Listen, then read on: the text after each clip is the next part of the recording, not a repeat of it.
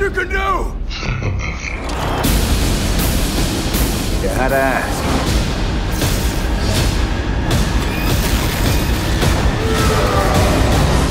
Hello everybody, Mark here again, Movie Dude, and my friend Shree as always. We just got back from Avengers Age of Ultron. The second Avengers movie, if you're not counting all the other movies that involved the superheroes from the Avengers. So the plot, let's get the show on the road. On a mission to find Loki's scepter, the Avengers, including the Hulk, Iron Man, Hawkeye, Thor, and Black Widow, they find the scepter, but Iron Man thinks that, also known as Tony Stark, thinks that he can use the power of the scepter to create what he calls his Ultron program, an artificial life form, but ends up taking intelligence. Yeah, but it actually takes over everything, and now the Avengers has to stop Ultron before he destroys them and the entire human race.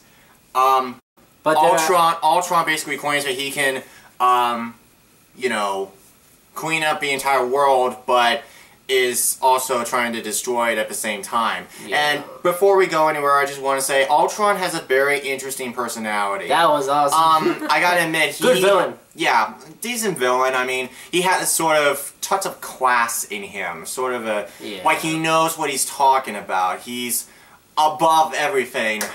The humor in the movie is still strong, really strong. As you know, from the first film. So that has not gone away in this movie. However, the good writing is gone. What I mean by that is the dialogue between all the characters and everything. Sure, Ultron has some good lines, you know, the comedy's still there, but they throw in these subplots that don't really have any real reason to be there. Remember the memory scenes of the when the girl actually used there's a woman who, there's this an ally who can basically do telekinesis and can control people's minds. She basically, there's a part where she ignites their fears or something, or basically shows them a vision of something that's to come. Or something like that. That's fine, but then you have these subplots, like there's a subplot involving Hawkeye's family, which is nice, but is not really needed for this particular film. It could have been fleshed out a lot better. It's only like a 10-minute scene or whatever. And then the allies have a backstory of where Tony Hawk's missiles destroyed their house and killed her family, but it's just too brief for us to, you know, get to know more about these allies who join the Avengers team. The Avengers team. They don't actually show. Even though they turn from bad to good. Good, but they don't actually show how where they came from. They don't tell where they came from at all. No, they just kind of show up, but they were evil in the part where they're evil, and they turn good when they're good. But they don't. Yeah, I mean, they turn good later on. But they don't actually show where they came from, who their parents were. They don't show the memory of their own mind. All we know is that they're just there. But first they're bad, and then they turn good. Probably the next movie you'll probably figure out what they're in, maybe. Yeah, I mean, get more information about it. But anyway, onto the action scenes. They're awesome. Awesome. Yeah, just like in the first film, the action scenes are epic. I like intense. the Hulk. I like the one that the Hulk actually busted the, what's it called, the Iron Man guy up the building. Boosh, boosh, yeah, boosh, and then like the whatever, like the collapsing building, but it's like you know. That was cool. So, oh my god, that was cool. The Hulk cameras really, in terms of the action scenes and the visuals, they're all really good. I like the part when the Tony Stark punches the Hulk right in the I was like, that was hilarious. That was funny. So in terms of the humor and with the action scenes, that's still pretty fresh. Good. So in terms of that, the writing's fine.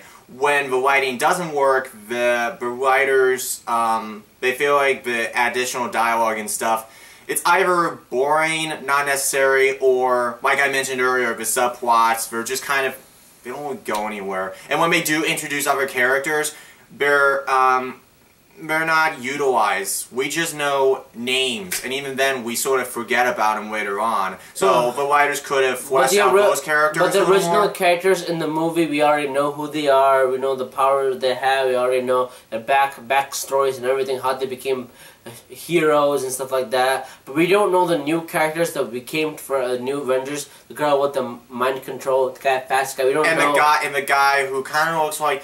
Who has the same powers that, what was that one X-Men movie? X-Men Days of Future Past. Remember that guy who can like zip all over the place? Sort of like him. Flash. No, I'm talking about the guy with the headphones what was his deal? I don't remember his name, but sort of like him. But we also don't know how they get their powers. We needed to know more about him. We don't even know how they got their powers in the first one. We know how the other heroes got their powers, Hulk and everybody else. Well, all of that. I was referring to their backstory. I wasn't referring to where they got their powers. I was referring to who they are, why are they here. Same thing too. We don't get that here, so it's the same thing. That doesn't work. Same thing with all the heroes and the stories and backgrounds. We already know that how the powers, the backgrounds. We needed more information about. We needed to know more who they were, and we don't. So whatever, fine. Do you know? I forgot to mention. Remember the hammer part? I like the part. Oh, that part was kind of amusing. It's like see who's worthy to take on my hammer. You know, that was funny. I will not spoil the guy for you. Remember the picture who comes and then in the trailers you'll see some guy blinking in the light. He will actually pick up the hammer. He's actually probably the god himself too, in a way. You'll see he picks up a hammer. He's like a god of Thor in a way. It's kind of a funny cameo, but you know, you'll like it. I did like the relationship between the Hulk and Black Widow and Hulk. That was cool. fine. That was actually a decent romance flick. Yeah, sort of romance. So I'll give it a 4. There were some misses along the way, but for the misses that occurred in this movie, there are a lot of positives. And I'll probably give it like 4.5 stars. It's a really decent movie. I'm not gonna give it 5.